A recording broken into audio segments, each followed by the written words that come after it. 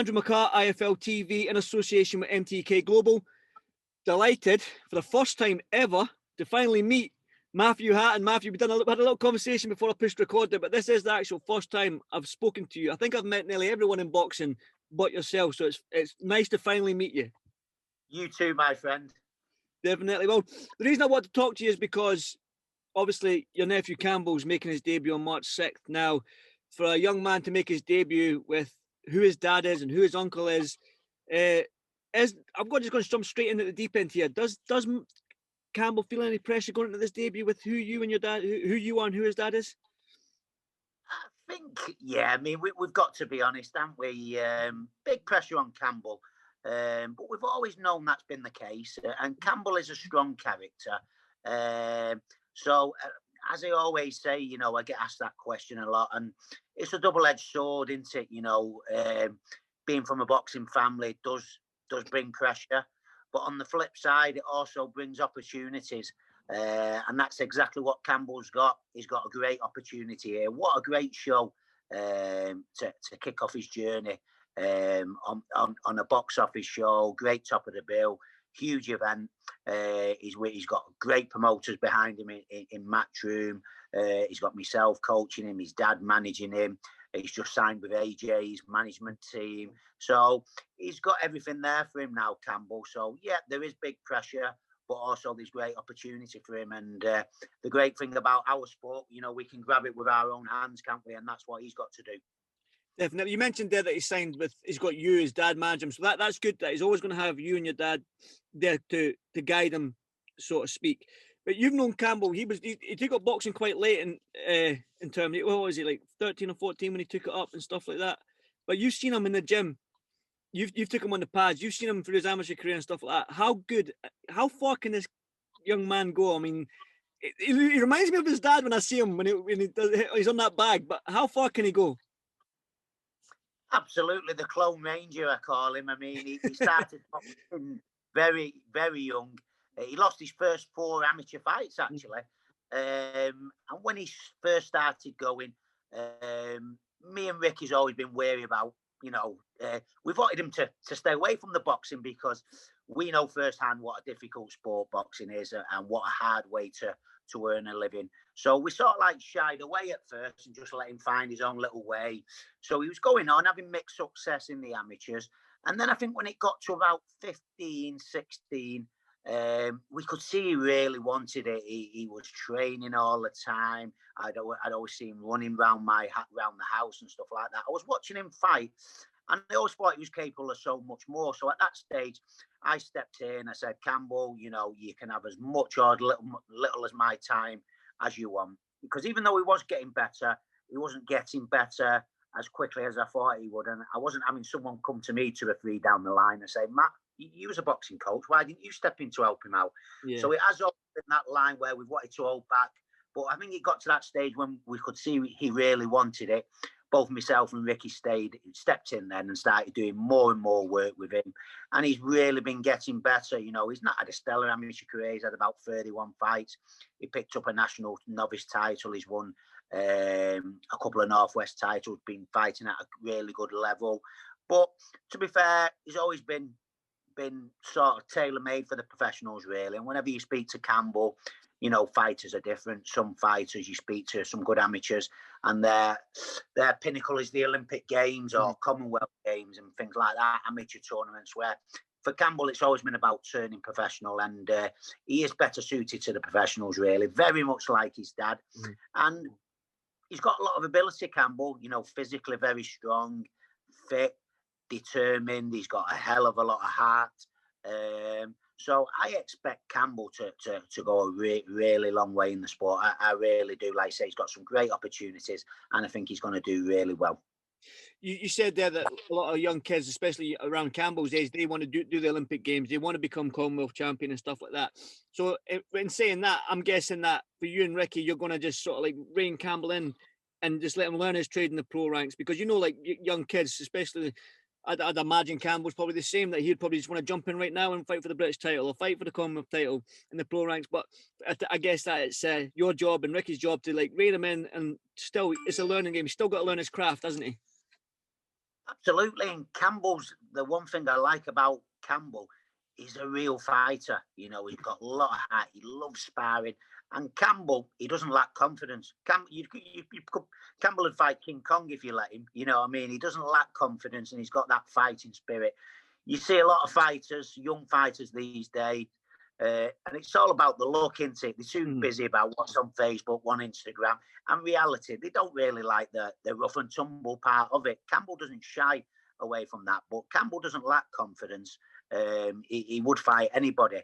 And like I say, he's got experienced people around him. Me and Ricky, you know, we've been very experienced, been around the sport a long time. And again, that's our job as his trainer and Ricky's job as his manager to make the right moves at the right time for him, and we'll definitely do that. You said there that he doesn't shy away from a little bit of rough and tumble, Campbell. So what kind of performance are you hoping for on March 6th then? Well, not rough and tumble. We haven't got an opponent in place just yet, but I remember my pro debut, very big, nerve-wracking experience, and like I say, for Campbell, such a young man on such a big stage. But like I've touched on before, he doesn't shy away from the spotlight, Campbell. No opponent in place yet. So again, we'll have to, hopefully we get the opponent tied up in the next few days. But I just want Campbell to go in there. You know, Campbell just needs to go in there. He doesn't need to force it. He doesn't try and force, you know, things will just happen naturally. Go in there, try and be relaxed. Go in there, do what he's been doing in the gym. He's been looking really good. So he's just got to go in there and sort of like put the TV cameras, put the people out of his, watching at home out of his head. Just go in there and do what he does. Because if he goes in there and do what he does and just performs the way he does naturally, he's a great fighter to watch. Again, you know, like his dad, very attacking, aggressive style, pleasing on the eye. So Campbell doesn't need to worry about impressing anyone. If he goes in there and does what he does, fights in his own way, that's natural for him to fight. People will like it. I've got to ask then, like, obviously you fought Canelo Alvarez, you fought in the United States, you've won the European title, the IBF international title, so you've done your bit. But how nervous are you going to be with your nephew on his pro debut? How nervous are you going to be? Because you can't do anything. It's Campbell that's doing the fighting. This is going to be this out of your hands, so to speak. So how nervous are you going to feel, if any nerves? Absolutely. I mean, as a coach, I'm always nervous for any fighter going into the professional debut, because it is a big difference when they come out of the amateurs. You know, a lot different, lots of different aspects, like even on the night of the fight. So I think, yeah, for guys' pro debut, I do get a little bit nervous, even more so because Campbell's my nephew. I think the world of him. But watching how he's preparing, he's being very professional. He's looking really good in the gym. And I'm a firm believer in preparation is the key to success. He's looking great in the gym. So I've no reason to think he won't look great on the night. And watching him in the gym, watching his attitude, the way he's handling the whole situation, the way he's performing, I'm very confident going to Campbell's debut, you know, and it's a good position to be in. There's nothing worse than being sat there as a coach where you do have doubts with some fighters and, you know, have they done this right? Have they done that right? Campbell keeps going the way he has doing. I'll be sat in that corner. Yeah, nervous, but very, very confident in what he's going to do and what he can do. What weight class would Campbell be campaigning at? What weight are you hoping to get him into? Yeah, Campbell will be a lightweight. Yes. Probably the hottest division right now, Matt. It is. Yeah, I mean, I think it's, even though Campbell would probably disagree, you know, it's a great division. It's always been one of the classic divisions, hasn't it? Lightweight. Yeah. Talk about Campbell possibly starting his career at super featherweight, but just monitoring him in the gym, weighing him regular. He's a young man. He's only 20 years of age, so let his body develop to where it wants it. I'm not a believer in dragging people too far down, especially when they're young. So I think Campbell will be perfect at lightweight, and I see him in that division for the next few years. Definitely exciting times. He's fighting on a great card, like you mentioned, the Dillian Whyte Povetkin rematch. I just want to get your thoughts on that fight then. Obviously, you'll be in the arena for that. So, obviously, the first fight didn't go to plan for Dillian, but what's your thoughts on the rematch? I'm looking forward to it. It's a great fight, isn't it? I think often in rematch you do see a similar run to the first time, and for me, Dillian was winning the first fight. He was beating the shit out of him. To be fair, once he was well on top. But Povetkin is one of them guys. He's dangerous for every second that he's in there, isn't he? Got big power, especially in that left hand. And that was one of the best shots he's ever thrown. I mean, I wouldn't say Dillian made a big error or anything like that. It was just a great punch, and that happens in boxing. I expected Dillian to win the first fight. It didn't pan out that way. Great shot. No such thing as a lucky shot. It was a fantastic shot. Povetkin's going to be dangerous for every second that he's in there. But I think we'll see similar to what happened in the first fight. I think we'll see Dillian on top. And I think Dillian will stop him in this one. Well, I think that he's going to go in there and try and put it on him this time, jumping him if he gets him down. He didn't jump on him the first fight. But just jumping back to Campbell quickly, he signed with 258 management, Anthony Joshua's management team. He signed with Eddie Hearn. I mean, they're big names in boxing. But how did the sort of deal with the 258 and Anthony Joshua come about? Was it easy? Yeah. I mean, Ricky's probably the best one to speak to about that. Like you say, even though with Campbell, it's sort of like we often have meetings, myself, Ricky and Campbell, and we discuss things. And even before Campbell decided to turn professional, even though we do make decisions as a group, we all have a specific rule. I'm in charge of the coaching, and Ricky's in charge of that in charge of that side of the things. And I think Ricky's done a great job. He's got a great deal with Eddie and Matchroom. And again, I think they've made the right move going with Joshua's people. Think big. You know, Campbell's, there's a lot of interest in Campbell. I think there's a bit of a void there in Manchester for someone to come through. So, again, I think everyone's making the right moves for Campbell, and he's got to get in there and use these like he can. And I'm looking forward to it. It's going to be a great journey.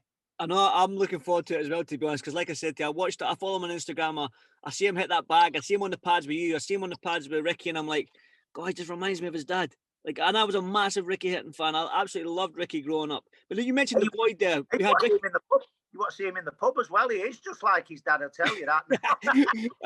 Oh, the old Guinness. You mentioned the void there. We had Ricky Hatton, and then Anthony Crawler came along. Anthony Crawler's since retired. So there is that void in Manchester. Is Campbell the one to fill it? For me, he is. I mean, there's a lot of factors in Manchester, but Campbell, he's a likable character. Whenever you meet him, he's just like his dad. He's funny, and he's a proper man. There's no airs and graces with Campbell. He's a proper Manchester lad, a proper man. Fan. Yeah, people will like him. He's got an attractive style, and just like his dad, I think there is a void there. You know, Manchester fight fans love the fighters, love the boxing.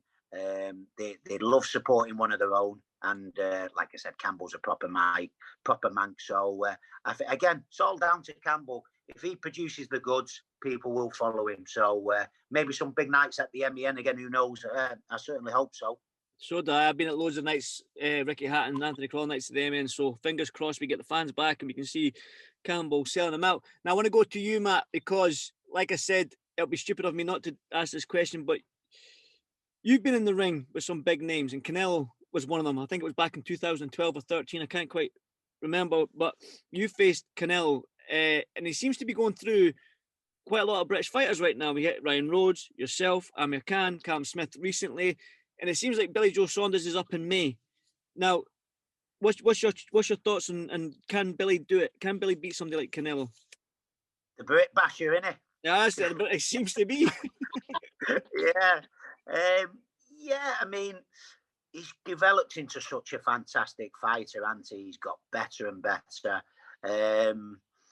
You know, I've often thought, I always side with Canelo because I know what such a good all-round fighter he is, and I've always predicted him to win. I've always thought for some time, though, that the man who could possibly trouble him with the style, the movement, the fast hands, the feet, the elusiveness, would be someone like Billy Joe Saunders. You know, a lot of people pick Callum Smith to win, and I certainly didn't. And again, with all the other British fighters, because he's such a good fighter. I do think that the fighter that's going to give him the most trouble out there is certainly Billy Joe Saunders, and I've been saying that for a few years. Can he beat him? Personally, I don't think so. I think he can really trouble him. I don't see anybody beating Canelo around them kind of weights. For me, the only way Canelo will get beat if they get a bit too bold and try and move him too high. They're talking about him fighting as a cruiserweight now. So I think Billy Joe will really test him, really trouble him. Can he win? He can win. Do I think he'll win? The answer has got to be no. I certainly hope he can do it. I think around them kind of weight divisions for me now, Alvarez, I mean, nobody's unbeatable. I'm going to contradict myself, but I think he more or less is unbeatable around them kind of weights now. You never see him hurt. You never see him picking up cuts. You never seen him in any trouble. So I just don't think there's anyone to beat him. I really don't. Okay, Matt, well, I won't keep you much longer because I do appreciate you taking your time out to talk to me. But one final word on Campbell and one final word, because I do know you do train other fighters other than Campbell. So a quick word on the other guys that you train and a final word on Campbell. Yep. Only got a small stable at the minute. I've got Luke Evans, who's 10-0, really good fighter. Again, he's just waiting for the shows, small hole shows to come back. Not boxed for a while, had injury problems. So again, if it wasn't for the injuries, we'd be putting Luke in a proper fight now, because that's the level he's at, a really talented fighter. I also train Damien Chambers, who's 11-1, just picked up the Central Area Cruiserweight title in his last fight. He's going to be fighting in Latvia in April. If you haven't seen Damien, a great fighter to watch, really exciting style. The Demolition Man, I call him. Tremendous punch power. And obviously, young Campbell about to make his debut, and a big night for Campbell.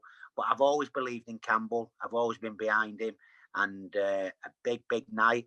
And I think he'll produce the goods. I think people will like what they see in him. I really do. Well, I, for one, I'm a boxing fan first and foremost, and I, for one, cannot wait to follow the young man's journey. Matthew, it was an absolute pleasure to finally meet you. I can't believe this is the first time I've actually met you, which is strange, but... Well, mate, hopefully we'll meet in person next time. Tricky times at the minute, but hopefully the worst is behind us, and we're not too far away now. Definitely, I echo that as well. Matt, thank you so much for doing this interview, mate. I appreciate it. Stay safe, mate, and hopefully this is the first of many. Top man, thank you. Cheers, Matt.